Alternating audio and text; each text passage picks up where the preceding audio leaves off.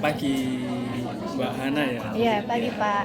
Bagaimana pagi hari yang cerah ini suasananya? Alhamdulillah dingin ya Pak. Oh dingin ya, Iya. iya karena kebetulan ini musim hujan jadi mungkin dingin ya. Saya juga merasa dingin kok. Tadi kesini itu diantar atau naik ojek atau naik motor sendiri? Kalau Diantar kebetulan. Oh diantar. Nah, Sama temen orang tua atau? kebetulan adik saya. Oh adiknya. Oh Mbak Ana ini punya adik ya? Iya, karena kan kebetulan satu kampus, terus habis itu motornya gantian. Gitu ya.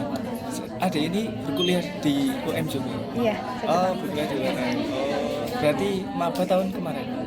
Iya, tahun kemarin. Oh seperti itu. Oke oke. Dan jurusan apa? Eh, di Fakultas Sastra jurusan Pendidikan Bahasa Arab. Pendidikan bahasa Arab. Oh oke oke oke oke baik. Sebelumnya saya mau perkenalkan dulu ya. Mbak Hana nanti bisa memanggil saya Mas saja, Mas Aldi, jangan panggil Bapak ya. Seperti itu. Saya merupakan mahasiswa dari Universitas Negeri Malang, jurusan bimbingan dan konseling. Seperti itu. Jadi nanti Mbak Hana dalam proses konseling ini bisa bisa menceritakan problemnya secara terbuka, secara jujur, secara disampaikan dengan baik seperti itu, nggak usah ragu-ragu, dalam waktu 30 kurang lebih 30 menit seperti itu ya Mbak Hana. Ya, saya juga mau izin mencatat untuk memudahkan apa yang saya ketahui dari problem Mbak Hana seperti itu. Bisa difahami Mbak Hana? Iya, bisa Pak. Iya, tenang saja, rileks. Nanti kalau sudah siap bercerita, bisa dimulai ceritanya. Seperti itu ya, tenang saja. Ya, silakan. Kalau sudah siap, bisa dimulai. Oke, jadi saya tuh lebih sering kayak misalkan saya tuh nggak suka sesuatu atau sesuatu atau seorang gitu, saya entah kenapa kayak langsung menghindarinya gitu, kayak nggak mau lagi untuk berinteraksi dengan suatu kegiatan atau seseorang seperti itu. Seperti itu. Iya, jadi saya nggak ngerti kenapa jadi tuh kayak secara otomatis saya menghindari hal itu. Jadi kayak di dalam diri saya tuh jadi kayak saya nggak seneng banget sama sesuatu hal, jadi kayak ya udah saya nggak mau untuk mencobanya lagi, untuk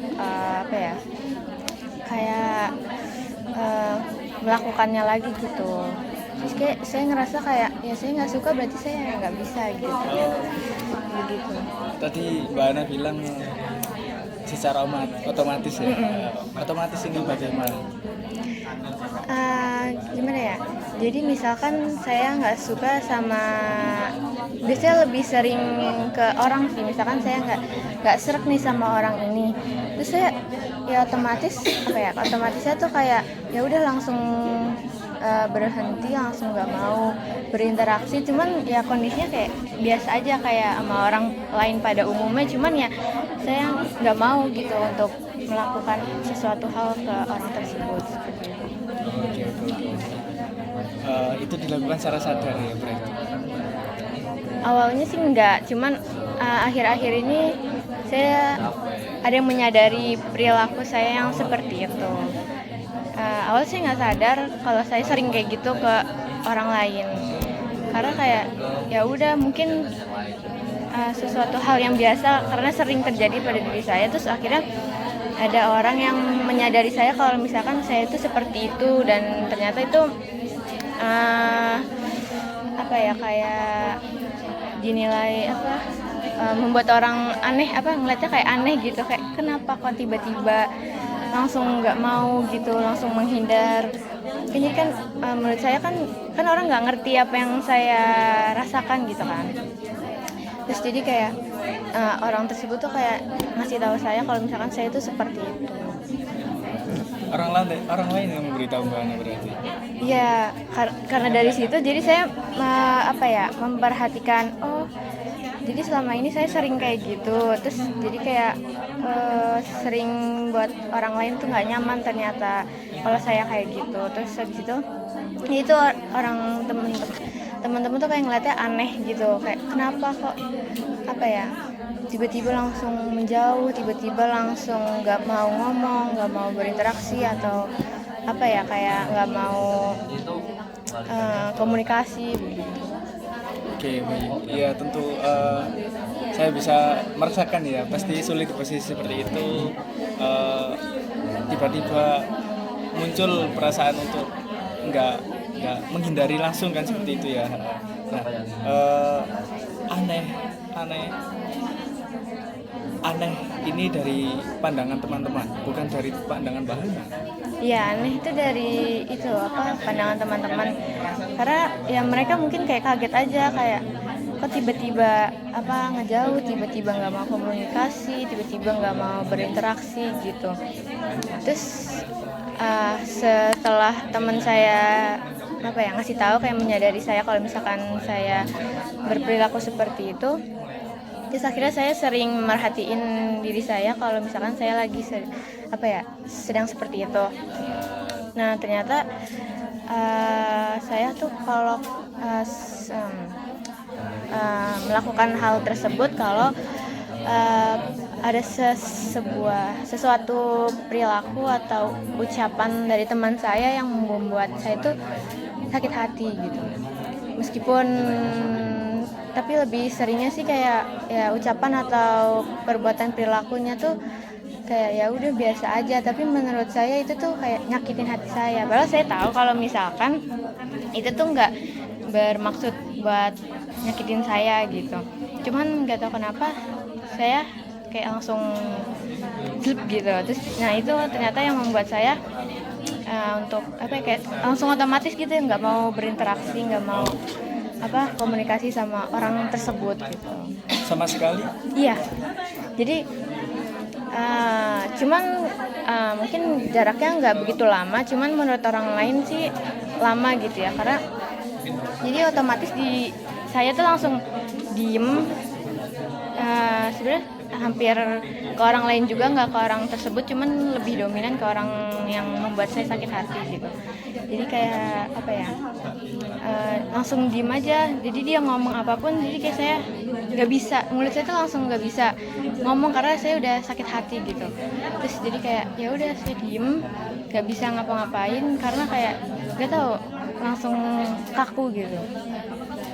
Mbak Hana sakit hati padahal orang tersebut nggak bermaksud menyakiti hatinya Mbak Hana. Iya, jadi kayak dia tuh sebenarnya kalau umi saya sih pernah bilang kayak hal-hal kayak gitu sih yang nggak usah langsung dimasukin ke hati gitu kan. Kayak gitu tuh bikin kamu capek. Ya sebenarnya saya tahu, cuman buat nahannya tuh susah gitu kan. Maksudnya saya belum tahu gimana caranya kayak untuk menghentikan perilaku kayak gitu. Soalnya belum menemukan caranya kayak mengalihkan hal tersebut. Kayak sebenarnya saya udah kayak coba kayak misalkan kan kalau biasanya langsung sakit hati kan langsung kaku diem. Saya untuk mengeluarkan suara gitu, jadi kayak itu tuh dengan sekuat tenaga gitu, nggak tahu kenapa tuh langsung kayak kaku diem, nggak mau ngomong sama orang itu. Meskipun kayak kadang respon kayak ngangguk gitu-gitu sih iya, tapi kayak ngomong tuh susah banget, kayak ada yang nutupin gitu. Cuman kadang saya kayak kuatin buat ngomong, cuman kayak berat gitu. Mbak Hana berarti pernah cerita ke Umi soalnya. Iya. Oke. Perilaku yang bagaimana yang Mbak Hana langsung menghindar ketika ada orang yang nggak sesuai menurut Mbak Hana? Sebenarnya nggak tentu sih, cuman kayak macem-macem aja. nggak ini sih nggak ada spesifikasinya kayak seperti apa gitu, cuman kayak ntar dengan beda-beda sih, kadang tiap orang kan ngelakuin sesuatunya tuh, jadi saya nggak terlalu merhatiin perilaku yang seperti apa dari teman-teman yang membuat sakit hati tuh, nggak terlalu merhatiin. Tapi faktornya banyak seperti itu. Iya banyak. Jadi tuh biasanya kalau sekarang saya udah mulai bisa menahan seperti itu ya. Saya nganggap itu kayak ego saya gitu kayak. Terus habis itu kayak biasanya tuh kalau dulu banget itu pas zaman masih sekolah saya langsung nangis, benar langsung nangis, nggak bisa ditahan, dan bisa dibilang saya itu sangat cengeng sekali dulu, karena kayak sampai orang tua saya sih mengerti karena saya sesensitif itu, karena nggak bisa dengar misalkan nada tinggi atau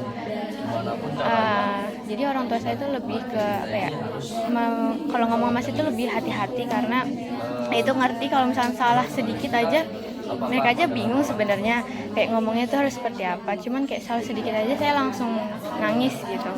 Terus kalau akhir-akhir ini sebenarnya udah berkurang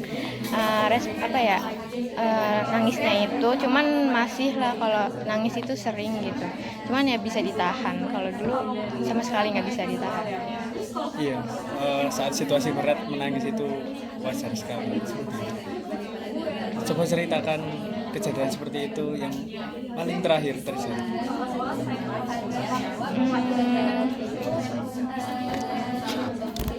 Kalau sekarang sih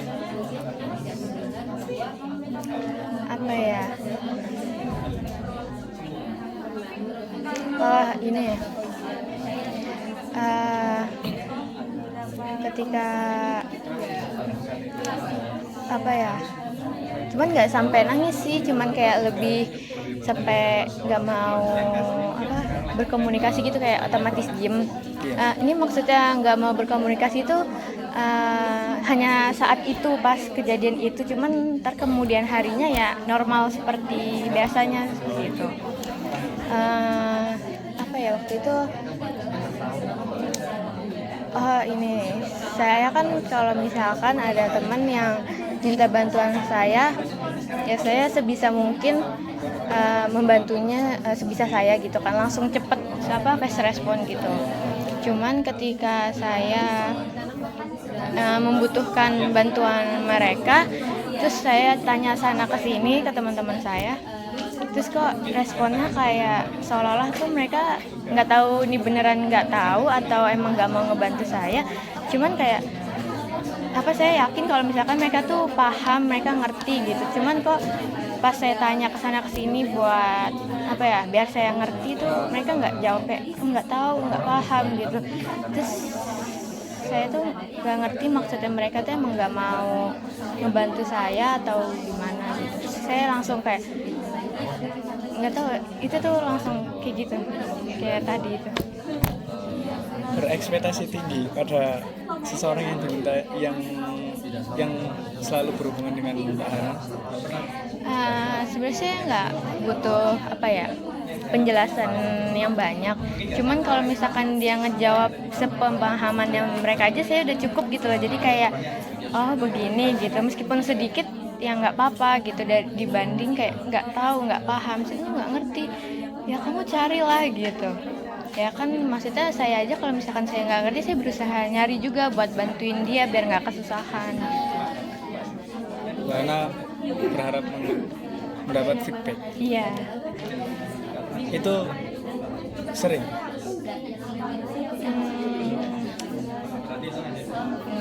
Nggak begitu sering sih, cuman kayak lebih ke mungkin orang-orang yang terdekat dengan saya itu aja sih. Orang-orang terdekat. Dengan saudara? Kalau dengan saudara kalau kalau dengan saudara kan maksudnya dia udah ngerti gitu kan saya seperti apa, saya maunya biasanya kayak apa, mereka udah mengerti. Cuman kalau kayak teman-teman apalagi di perkuliahan sekarang kan ya saya nggak bisa apa ya menuntut mereka untuk bisa ngerti sama suka sama saya tuh ya saya mengerti itu gitu. Cuman ya kadang saya masih ada perasaan belum bisa apa ya menguatkan gitu apa untuk apa ya biar nggak kebiasa kayak seperti dulu waktu di sekolahan itu. Oke. Mbak Ana sebenarnya sudah memahami ya. Iya. Nggak semua orang harus dapat mengerti Mbak Ana. Tapi mengapa terus sakit hati? Nggak apa ya? Bisa dijelaskan sejauh kesadaran atau sejauh pemahaman Mbak Ana pernah berpikir aku sudah paham tapi mengapa aku terus sakit hati, itu pernah seperti itu? Sebenarnya sih kalau akhir-akhir ini untuk menahan kayak itu sih udah benar-benar udah mulai berkurang banget, nggak kayak dulu. Cuman saya ketika saya sakit hati saya selalu berpikir kalau itu tuh emang bukan buat saya gitu, bukan salah mereka.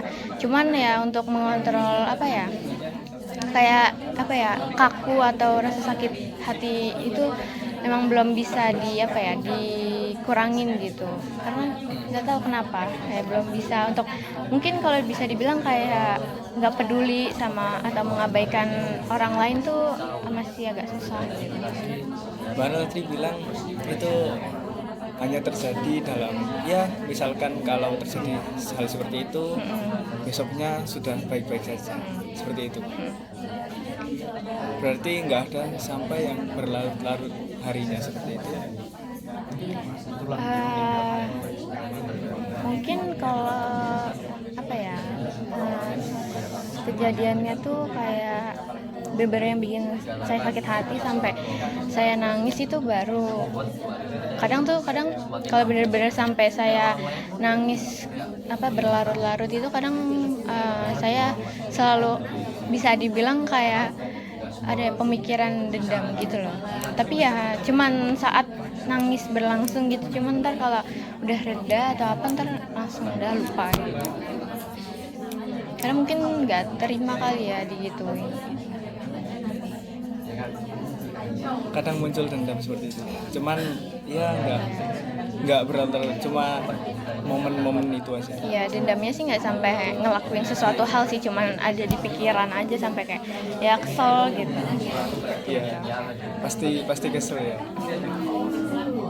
Dikecewain seseorang, terus yang nggak sesuai ekspektasi Mbak Ana, terus sakit hati, terus Mbak Ana bisa mewajari seperti itu. Mungkin kadang disertai nangis seperti itu. Ketika itu terjadi pada hal seseorang yang sama orang itu seperti itu lagi atau enggak? Iya, ya polanya seperti itu terus. Cuman kalau apa ya?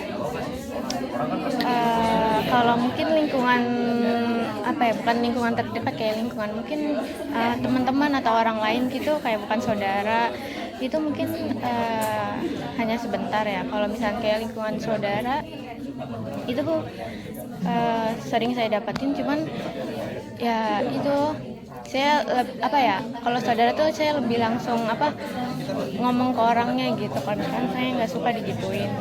Apa nggak kadang biasanya saya ngadu ke orang tua saya, terus orang tua saya yang ngomongin karena orang tua saya kan mengerti apa perasaan saya kayak gimana gitu. Terus mereka juga apa ya memaklumi perkataannya mereka gitu, karena kayak ya emang itu bikin sakit hati. Mereka ini berarti orang terdekat Mbak? Iya, saudara kayak sepupu atau ya keponakan gitu. justru ini datang dari saudara dekat. Ya mungkin awal mulanya dari situ. Cuman saya pas sadar perilaku ini pas waktu saya SMP dengan teman-teman. Berarti pernah terjadi pada teman-teman. Iya. Sering dulu sih waktu SMP SMA tuh sering terjadi karena kan saya dalam lingkup pondok, jadi kan keseharian saya bersama teman-teman, jadi ya mungkin itu adaptasi dengan perilaku mereka yang mungkin nggak yang lemah lembut, yang asal ceplos-ceplos. Dulu sering. Iya sering pas ya itu SMP apalagi sih itu parah. Sekarang? Enggak, udah bisa mulai mengontrol karena ya saya berpikir kayak saya udah dewasa, udah kuliah, harusnya udah bisa mengontrol emosi sendiri seperti itu. Tapi masih tetap ada. Iya masih ada, cuman mungkin pas awal-awal dulu, pas awal tahun pertama kali masuk kuliahan masih ke bawah, cuman mulai kesini udah mulai berkurang. Menurut Mbak Hana kenapa berkurang? Nggak tahu ya, mungkin lebih sering kan kalau di perkuliahan kan mungkin karena seharian seperti itu ya, kayak kegiatannya kayak kadang pagi, kadang siang, kadang sore, jadi kayak mungkin sering kependem, jadi ya hilang begitu aja gitu. Jadi kayak kan saya nggak bisa berlarut-larut dalam perasaan seperti itu kalau dalam perkuliahan. Jadi kayak kalau saya berlarut-larut seperti itu kan mungkin teman-teman kayak saya nggak bakal bisa belajar atau berkomunikasi dengan teman-teman tuh dengan baik. Kependam atau dipendam? Dipendam sih gitu. Cuman sebenarnya kalau dipendam sih sebenarnya kayak lebih sakit ya, tapi kayak kadang mungkin butuh beberapa menit buat menetralkan perasaannya kayak kembali ke semula gitu. Pernah melakukan pengalihan? Ya biasanya kadang main HP atau ngajak ngobrol orang biar saya tuh nggak kayak kaku diem gitu, nggak mau berkomunikasi dengan orang lain gitu. Biasanya seperti itu. Mana tadi berkata dipendam. Pernah tumbuh? Maksudnya gimana? Oke. Pernah sesuatu yang dipendam itu pernah muncul tanpa kendali Mbak Hana? Iya pernah. Seringnya sih lebih tepatnya kalau misalkan mata kuliah terakhir gitu. Biasanya ntar sebenarnya waktunya agak lama sih, misalkan sejam kemudian, pas lagi sejam terakhir gitu, terus habis itu pokoknya biasanya terjadinya di mata kuliah terakhir di hari itu. Kadang saya kuatin terus kayak ya baru sih kemarin pas hari minggu ini terjadi, terus ternyata saya masih ya kaku terus diem ya, tapi kalau teman saya nanya kayak gini saya respon ya gini-gini aja gitu. Terus akhirnya saya menguatkan diri untuk ngomong gitu, so, kayak kegiatan seperti biasa gitu. Cuman untuk kayak nangis kayak gitu sih udah berkurang. Iya, tentu berat ya, apalagi sesuatu yang dipendam dengan sengaja. Saya bisa merasakan apa yang Mbak Hana rasakan, pasti situasi tadi dalam posisi sulit. Saya ingin bertanya sekali lagi, ketika saat yang dipendam itu sudah muncul seperti yang Mbak Hana ceritakan, itu lega atau dipendam lagi?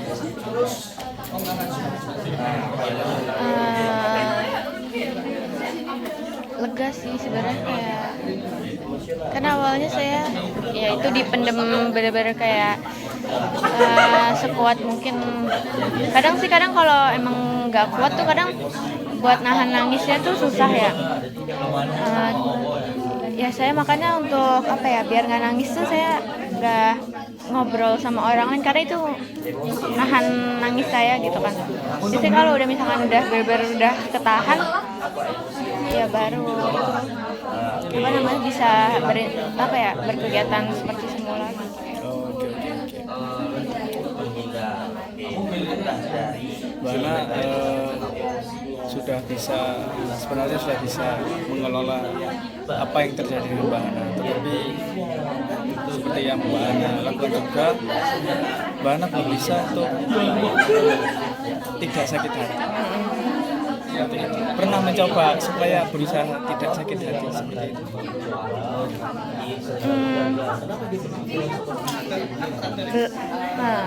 Belum sih, kalau misalkan sampai bener-bener nggak sakit hati sih belum pernah. Cuman ya mendem itu aja biar nggak nangis. Tapi itu karena sakit hati kan? Iya, cuman kalau untuk sama sekali nggak sakit hati itu belum bisa. Saya ingin tegaskan lagi, itu sangat sering atau enggak? Kalau sekarang sih enggak. Kalau saat ini ya, akhir-akhir ini enggak sering. Akhir-akhir ini enggak? Iya, enggak. Oke, saya bisa memahami, saya bisa menangkap apa yang dirasakan Mbak Hana saat ini. Tapi sayangnya waktu kita terbatas, dan tentu sesi kita kali ini akan kita lanjutkan bersama di pertemuan yang akan datang. Bisa dipahami ya Mbak Hana. Jadi sesi ini harus kita akhiri karena sudah kesepakatan di awal. Nanti kita tentukan lagi Mbak Hana bisanya kapan melakukan sesi konseling seperti itu. Bisa nanti gitu. Kalau Mbak Hana keberatan bisa kita tentukan sekarang. Kalau keberatan bisa kita nanti lewat lewat daring seperti itu. Kita obrolkan lewat daring seperti itu. Bisa ditentukan sekarang atau lewat WhatsApp daring. Gimana? Bisa ditentukan sekarang atau lewat WhatsApp daring. Mungkin lewat WhatsApp aja. Lewat WhatsApp aja. Oke, baik. Terima kasih Mbak Hana sudah terbuka, sudah sangat bagus menyampaikan apa yang menjadi problemnya. Saya juga berterima kasih kepada Mbak Hana. Seperti itu ya. Terima kasih juga ya Pak. Iya, sama-sama. Selamat siang Mbak Hana. Selamat siang. Iya. Bisa dimatikan.